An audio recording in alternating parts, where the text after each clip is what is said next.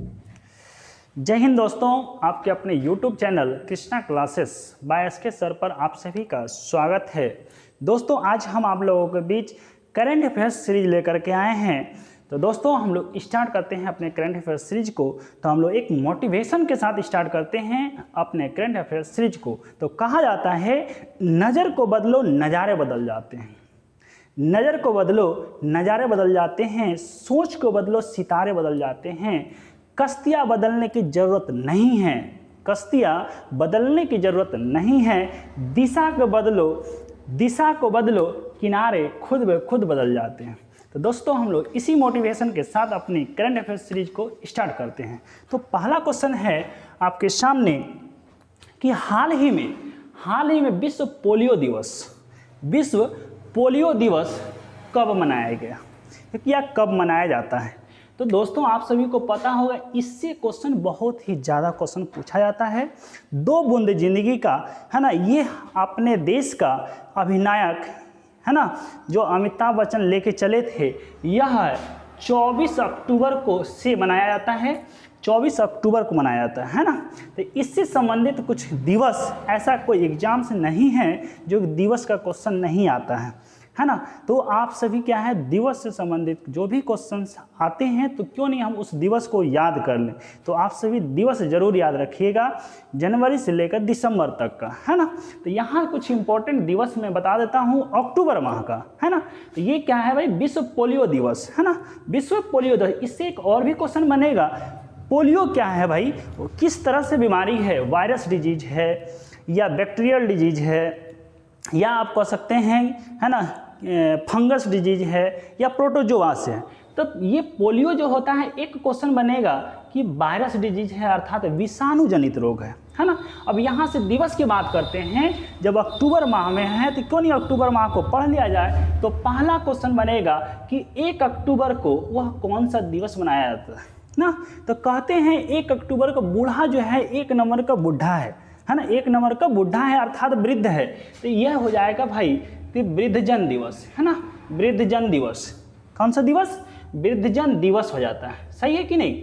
वृद्धजन दिवस कब, 1 अक्टूबर को हो। लेकिन जब बूढ़े हो जाते हैं तो आपको पता होगा कि मांस मछली से दूर रहता है, वो क्या खाएगा, साग सब्जी। अर्थात यहीं से एक क्वेश्चन बनेगा कि विश्व शाकाहारी दिवस है ना, विश्व शाकाहारी दिवस भी क्या मनाया जाता है भाई, विश्व शाकाहारी दिवस।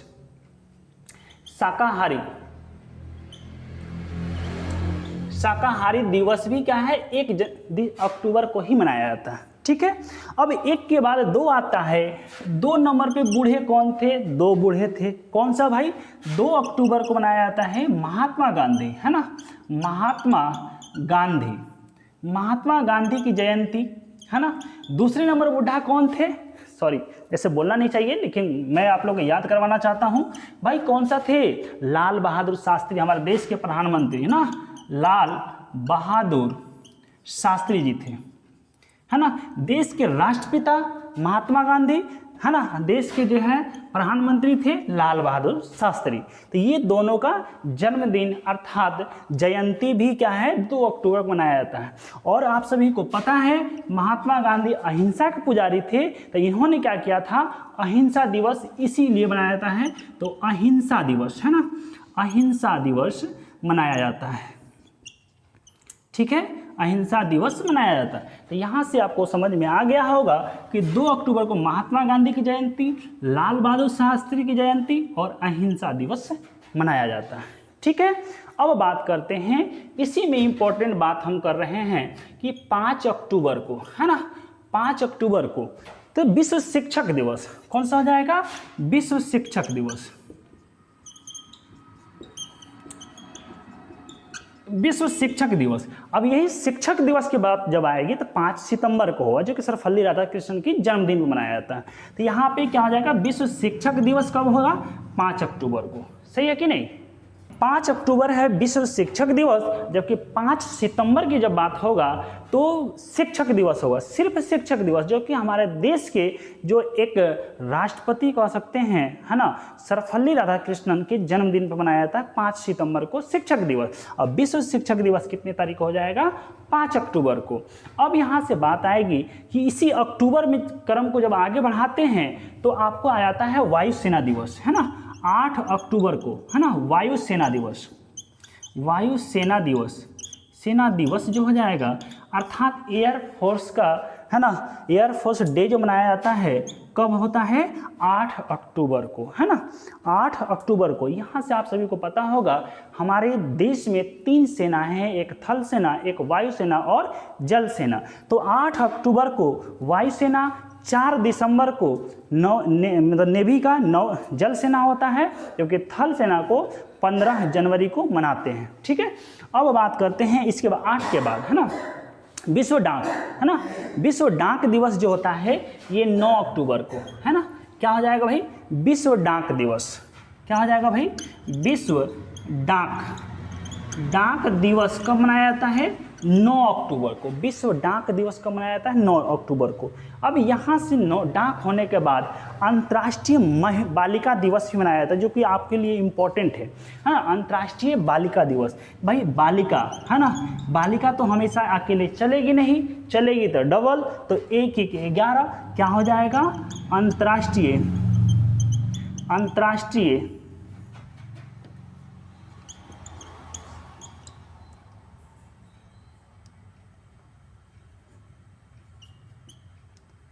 अंतर्राष्ट्रीय बालिका दिवस।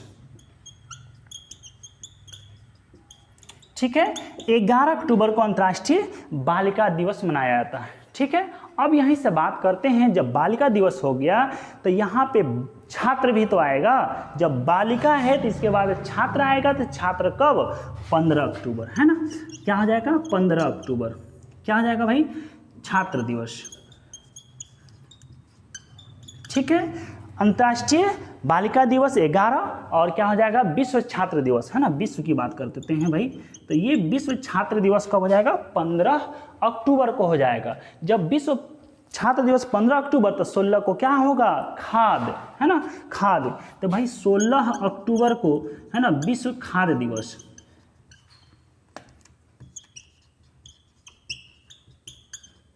विश्व खाद्य दिवस मनाया जाता। अब यहीं से कुछ और इम्पोर्टेंट बातें हम लोग कहते हैं। अभी जस्ट, है ना, 21 तारीख को, है ना, किसके लिए?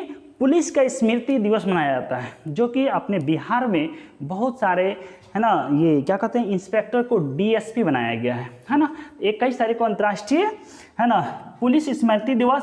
सबसे इम्पोर्टेंट बात करते हैं 24 का, है ना, 24 अक्टूबर को, है ना, 24 अक्टूबर विश्व पोलियो दिवस। और 24 अक्टूबर को ही क्या है भाई? संयुक्त राष्ट्र संघ की स्थापना हुआ था, तो संयुक्त राष्ट्र संघ दिवस। ठीक है, संयुक्त राष्ट्र संघ का स्थापना दिवस, है ना, संयुक्त राष्ट्र संघ दिवस कब मनाया जाता है? जिसको हम लोग यूएनओ बोलते हैं, है ना, यूनाइटेड नेशंस ऑर्गेनाइजेशन बोलते हैं। इसकी स्थापना आप सभी को पता होगा 24 अक्टूबर 1945 को ही थी। तो इससे कुछ इम्पोर्टेंट क्वेश्चन बनता है ना। तो हम लोग देख लिए कि पहला नंबर क्वेश्चन था हाल ही में पोलियो दिवस कब? 24 अक्टूबर। और इस दिवस से संबंधित जो क्वेश्चन बनने वाला था मैं आप लोगों को दिया। ठीक है, अब दूसरा क्वेश्चन बात करते हैं, है ना, दूसरे क्वेश्चन पे बात करते हैं। दूसरा क्वेश्चन है हाल ही में किस दिन, है ना, किस देश ने भारत को मुक्त पर्यटन का वीजा दिया है ना। इसका मतलब हो गया कि भारत किसी देश में जाएगा तो उसको वीजा की ज़रूरत नहीं पड़ेगी। वह कौन सा देश है जो कि अभी हाल ही में भारत को दिया हुआ है ना। तो आप सभी को पता इस बात की होनी चाहिए।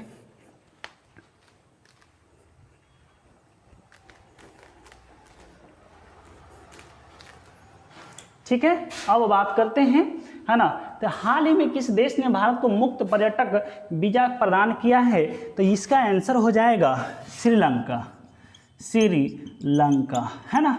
अब आप सभी को पता होगा श्रीलंका ने भारत को तो दिया ही दिया है, इसके साथ ही साथ 6 देश को और भी वीज़ा मुक्त प्रदान किया है। वो 6 देश कौन कौन सा है यह हम जान लेते हैं।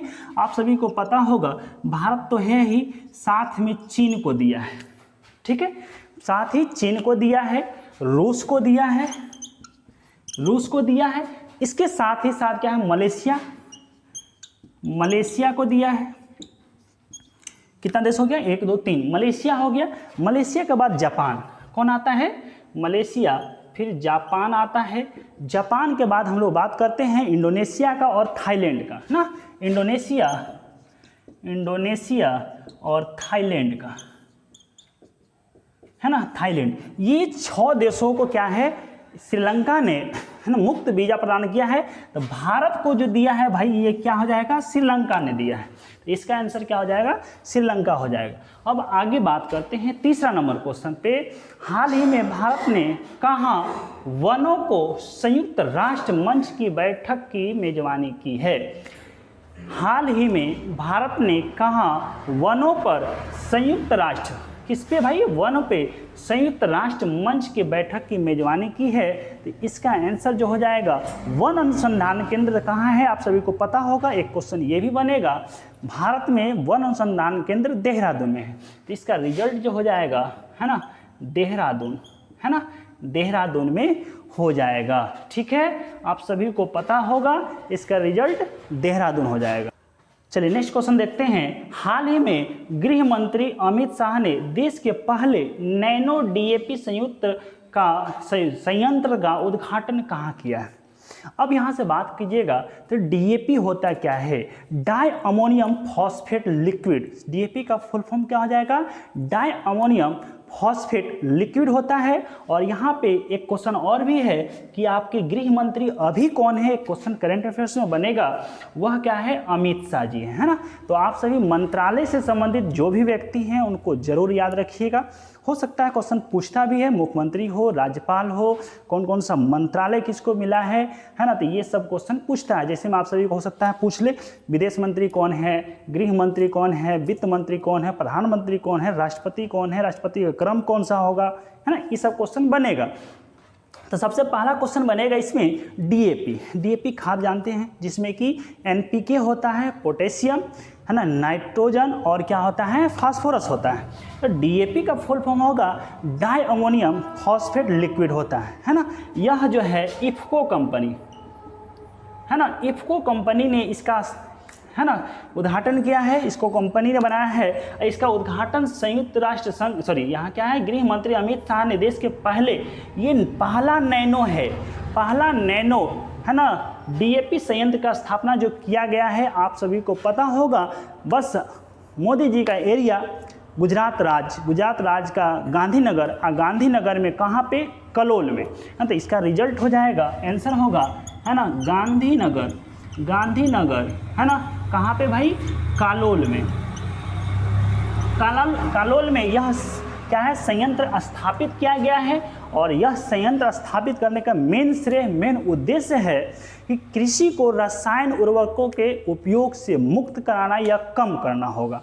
तो इसमें क्या होगा, इस टेक्नोलॉजी के तहत, नैनो डीएपी संयंत्र के तहत आपको खाद अर्थात खाद्यान्न जो दे रहे हैं, उर्वरक जो दे रहे हैं, रसायन जो उपयोग कर रहे हैं, जो आप सभी का ज़मीन बंजर होता जा रहा है, उससे बचाव के लिए यह टेक्नोलॉजी अपनाया गया है। और यह टेक्नोलॉजी की शुरुआत गुजरात के गांधीनगर मोदी जी के इलाके से स्टार्ट हुई है, जो कि हमारे देश के प्रधानमंत्री हैं। और गांधीनगर में कहाँ पे, कालोल से किया गया है, ठीक है। जबकि दूसरा जो होने वाला है, दूसरे स्थान पे कहाँ पे होगा, प्रयागराज में, है ना, प्रयागराज में होगा। और प्रयागराज भाई कहाँ पे है, तो यह भी पता होना चाहिए। प्रयागराज जो है यूपी में है, उत्तर प्रदेश में है, जो कि यूपी के मुख्यमंत्री कौन है, योगी आदित्यनाथ हैं, बाबा जी हैं, आपको सभी को पता होगा। आगे की बात करते हैं, अगला क्वेश्चन है, हाल ही में किसे एडटेक स्मार्ट, है ना, स्टार्टअप, एडटेक बहुत important question, edtech startup Henry Harvin education है, इसका मतलब शिक्षा से संबंधित है ना, यह क्या है, शिक्षा से संबंधित है। तो edtech startup Henry Harvin education जो है, यह जो है इसकी शुरुआत या इसका ब्रांड एम्बेसडर किसके बनाया गया है, तो चेतन भगत को, है ना, चेतन भगत, इसका आंसर हो जाएगा, है ना, चेतन भगत। और ये चेतन भगत को ब्रांड एम्बेसडर बनाया गया। और इन्हें क्यों बनाया गया, आखिर भाई इसमें है क्या जो बनाने का व्यू रखा गया, चेतन भगत को ब्रांड एम्बेसडर बनाया गया। तो भारत में युवाओं को प्रेरित करने के लिए कि भारत की युवा जो है संयुक्त रूप से या सशक्त करने के लिए उसका उद्देश्य था, प्रशंसित था कि भाई भारत के युवाओं को प्रारंभ करना या सशक्त बनाना कि वह अपना कार्य खुद करे, है ना। तो यही उसका मेन एम था। और इसीलिए क्या किया है उन्होंने, edtech startup Henry Harvin education का ब्रांड एम्बेसडर बनाया गया है, ठीक है। क्योंकि उन्होंने पता है चेतन भगत जो है एक प्रशंसित लेखक थे, वक्ता थे, इसलिए इनको मेन रूप से इनके लेखक प्रशंसक या क्या बोलते हैं, लेखक और वक्ता के कारण इनको चयन किया गया चेतन भगत को। और इसीलिए, है ना, Chetan Bhagat edtech startup Henry Harvin education का ब्रांड एम्बेसडर बनाया गया, ठीक है। तो देखते हैं अगला क्वेश्चन, देखते हैं दोस्तों। अब जो है ना 6ठे नंबर क्वेश्चन के साथ बोला है, हाल ही में कौन दुनिया का दूसरा सबसे प्रदूषित वैश्विक, क्वेश्चन देखिए बहुत ही इंपॉर्टेंट है, दुनिया का दूसरा है, अपने देश का जो है कोई ऐसा शहर है जो कि बोल रहा है कि दुनिया का दूसरा सबसे प्रदूषित वैश्विक शहर में गिना चुना गया है ना।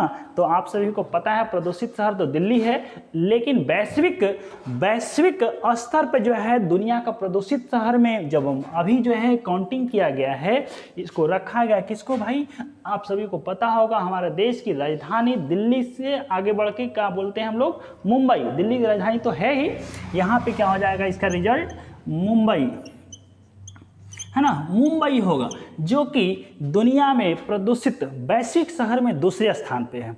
और पहले स्थान की बात करते हैं तो लाहौर होगा, है ना। अब दूसरा क्वेश्चन है, हाल ही में कौन एससीओ बैठक के लिए किर्गिस्तान को 2 दिवसीय यात्रा पर गए हैं, है ना। यात्रा पे कौन जाएगा भाई, देश के प्रधानमंत्री, राष्ट्रपति, विदेश मंत्री, यही लोग जाएंगे। तो यहाँ पे होगा विदेश मंत्री, है ना। विदेश मंत्री कौन है, तो आप सभी को पता होगा जयशंकर प्रसाद, है ना, जयशंकर प्रसाद जी हैं। कौन है, जयशंकर प्रसाद, जो कि देश के विदेश मंत्री हैं जयशंकर प्रसाद। इन्होंने ही क्या किया है, हाल ही में एससीओ बैठक के लिए किर्गिस्तान को 2 दिवसीय यात्रा पर गए हैं। तो क्वेश्चन बनेगा एससीओ क्या है ना, एससीओ का फुल फॉर्म क्या होगा। एससीओ का फुल फॉर्म सबसे पहला क्वेश्चन बनेगा संघाई कोऑपरेशन ऑपरेशन ना, कोऑपरेशन ऑर्गेनाइजेशन होता है ना। क्या होगा कोऑपरेशन, तो संघाई, है ना, संघाई कोऑपरेशन ऑर्गेनाइजेशन, है ना, क्या होता है ऑर्गेनाइजेशन।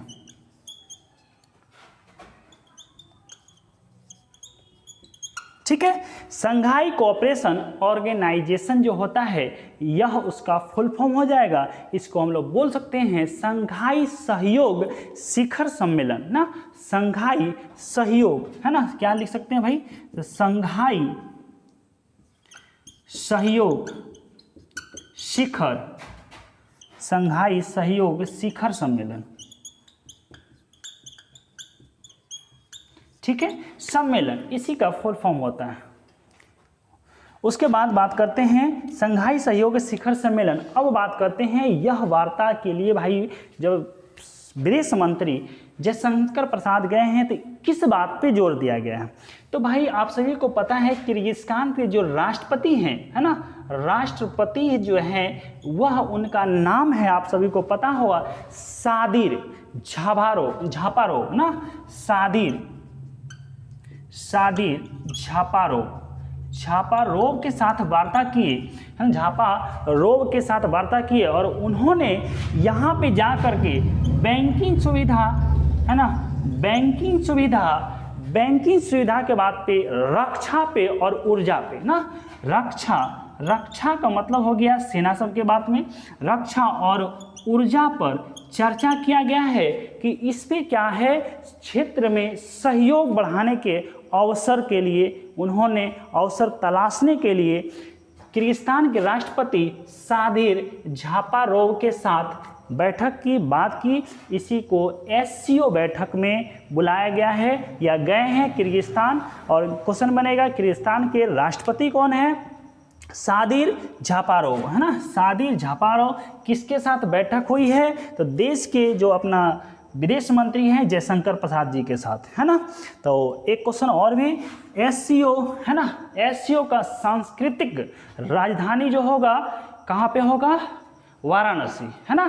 कहाँ पे, सांस्कृतिक राजधानी। SCO का एक क्वेश्चन ये भी बन सकता है, SCO का सांस्कृतिक